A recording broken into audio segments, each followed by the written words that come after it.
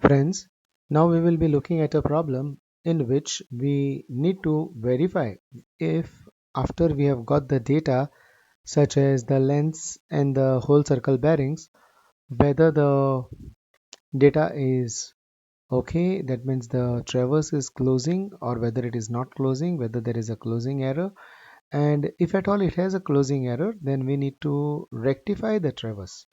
Okay, so we have been given a problem which has a four-sided traverse. The lengths and the whole circle bearings have been given, and we have been given that the independent coordinates of the point A are east 1000 meters and north 1000 meters. We are supposed to verify this particular traverse, check for the latitude and departure, give a check regarding the closing error, and then do the corrections if any. So let us go through the problem. The data given in the table below were obtained for an anti-clockwise closed loop traverse. The coordinates of the station A are east 1000 meter and north 1000 meter. That means the x and y coordinates have been given when we are finally supposed to draw it. Determine the correct coordinates of all the traverse stations after adjusting the traverse by Bowditch's method. Determine the correct coordinates means they have asked us to find out the independent coordinates of the traverse stations. Okay, and as we all know, there are two methods of correcting in case there is a closing error. One is the Bowditch's method and second one is the transit rule method. Now Bowditch's method is used when the linear measurements, the length measurements are far superior quality than the angular measurements. Okay, angular measurements are expected to be of inferior nature. So at that time we apply the Bowditch's rule. So we have been asked to use the Bowditch's rule in this particular problem. The data given is the line AB length is 800 meters. The whole circle bearing is 310 degrees. Line BC, the length is 750 meters. The whole circle bearing is 200 degrees. The line CD, 850 meters and 140 degrees. The line DA, the length is 900 meters and whole circle bearing is 20 degrees. So having given this problem, let us move ahead. Let us try to solve this. So the solution. Step 1, as in the earlier seen problems of missing data, obtain the latitudes and departures of all the lines. This is compulsory. For any problem in Gale's traverse table or traverse solving, we have to obtain the latitudes and departures of all the lines. And second thing what we need to do is find the sum of all the latitudes and departures. This is compulsory in all the problems. So let us start with that. Line AB, length is 800 meters. The whole circle bearing is 310 degrees. The consecutive coordinates, latitude. The latitude is calculated as length into cosine of the angle. So length is 800, cosine of 310 degrees gives me the answer 514.23 with a plus sign. That means latitude is plus 514.23, or it is a nothing of 514.23 units. Now as far as the departure is concerned, departure is calculated as the length into sine of the angle. The length is 800 and sine is 300 sine of 310 degrees. So 800 into sine of 310 degrees gives me minus 612.84. This tells me that the departure is negative, or it means it is on the western side. So it is a westing of 612.84 meters. Now coming to the line BC. Line BC has a length of 750 meters. The angle is 200 degrees.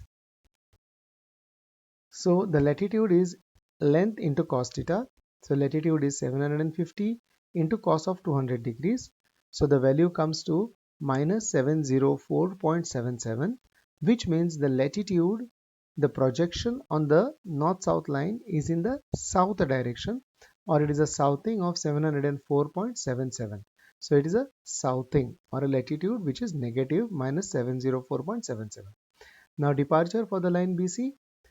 L, that is length, into sine theta. So 750 into sine of 200 degrees. So 750 into sine of 200 degrees gives me minus 256.52, which means the departure is negative. which means the departure is on the left hand side or on the western side. That means the westing of the line BC is 256.52. Coming to the line CD, the length is 850, the angle is 140 degrees. So the latitude is length into cos theta. Length is 850, cos of 140 degrees. So that is minus 651.14. So 850 into cos of 140 degrees gives me the latitude as southing. The latitude is appearing as southing, that is minus 651.14. Okay, so southing is 651.14, latitude is minus 651.14. Now as far as the departure is concerned, length into sine theta is the departure. So 850 into sine of 140 degrees gives me plus 546.37. Now this means the departure is on the east side, or it is a easting 546.37. Coming to the line DA is L cos theta. Now L cos theta, L is 900 into cos of 20 degrees. So 900 into cos of 20 degrees gives me the answer 845.72 with a plus sign, which means the latitude is towards the north. It is a northing. So for the line DA, northing is 845.72, and the departure is L sine theta. So 900 into sine of 20 degrees is plus 307.82, which means it is a easting. Since it is a plus, since departure is plus, it is a easting 307.82 meters. Having got this done, the second part, find the sum of all the latitudes and departures. So we have to take 514.23 minus 704.77 minus 651.14 plus 845.72. So sum of the latitudes plus 514.23 minus 704.77, then minus 651.14 plus 845.72, which gives me 4.04. Similarly, the departures, that is minus 612.84 minus 256.52 plus 546.37 plus 307.82. Getting them together, minus 612.84 minus 256.52 plus 546.37 plus 307.82 gives me minus 15.17. Now please note over here, sum of latitudes is 4.04. It is not equal to 0. Sum of departures is minus 15.17, not equal to 0. Since there is a non-zero value of sigma latitude and non-zero value of summation of departures, that means there is a closing error. That means this traverse, if we directly try to join, it will not join. There would be an error. The error created by sigma latitude and sigma departures. So that is exactly what has been mentioned over here. Since the summation of latitudes and summation of departures are not equal to 0, that is an error of closure. Now since there is an error of closure, we need to rectify it. Otherwise the traverse will not close when we are trying to draw it. As we have understood earlier, in order to rectify it, there are two methods. One is Bowditch's rule and another one is transit rule. So let us look at the Bowditch's rule, because we have been told to do the corrections by using the Bowditch's rule. Step 2, Bowditch's rule. Now Bowditch's rule states that correction in departure is summation of departure into the line under consideration, the length of the line under consideration upon the perimeter of the traverse. Similarly, correction in latitude is equal to summation of latitude into the length of the line being referred to or considered divided by the perimeter of the traverse. So we are applying the correction of departure and latitude to individual lines, and then we will be getting the corrected coordinates. In order to get the perimeter of the traverse, what we have done is sigma L, or summation of all the lengths, that is a perimeter, is 800 plus 750 plus 850 plus 900 which gives me equal to 3300 meters. So sigma L, or the perimeter of the traverse, is 3300 meters. Going further, step number 3, application of Bowditch's rule for correction. Sigma latitude is 4.04 and sigma departure is minus 15.17. Now, line AB, length is already known as 800. We have already calculated the consecutive coordinates, that is latitude and departure. These have been already calculated earlier. Correction. Now the correction in latitude is given by sigma L into L upon summation of length. So since this is positive, the correction is negative. So minus 4.04 into individual length is 800 divided by perimeter. This total is 3300. So that gives me minus 0.98. So minus 4.04 into 800 divided by 3300 gives me minus 0.98. Now correction for departure is equal to sigma d into length of the line upon the perimeter. Now sigma d is 15.17. So correction is opposite into 800, that is the length of the line, divided by the perimeter. So that comes to 3.68. Coming to the line BC length is 750. Latitude and departure have been already calculated. The correction would be sigma latitude, that is 4.04 with opposite sign, into 750, that is the length, divided by the perimeter. That comes to 0.92. Coming to the correction in departure, 15.17 with a plus sign now into 750 divided by the perimeter. That gives me plus 3.45. Coming to the next line, that is CD. CD, the length is 850 meters. The latitude and departures have been already calculated earlier. So minus 4.04 into 850 divided by the perimeter, we get minus 1.04. Then we have 15.17 into 850 divided by 3300, we get plus 3.91. Coming to the last line, the length is 900, latitude is plus 845.72, departure is plus 307.82. Now the correction to the latitude would be minus 4.04 into the length 900 divided by the perimeter. So it comes to minus 1.10. Departure is, the correction to the departure is opposite of this, 15.17 into 900 divided by the perimeter. So plus 4.14. The total of this comes to minus 4.04. Exactly, that is what is the correction needed, and the total over here is plus 15.18. 0.01 is the error. That is okay, that is acceptable because of the rounding of the values.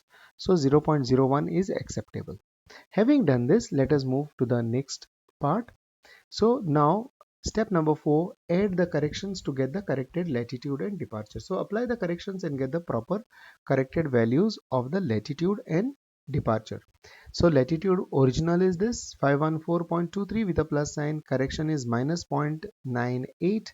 So this plus this gives me the new value, that is plus 513.25. Departure minus 612.84, correction plus 3.68. So corrected departure becomes this plus this minus 609.16. For the line BC, it was minus 704.77. Correction is minus 0.92. So we get the corrected latitude as minus 705.69.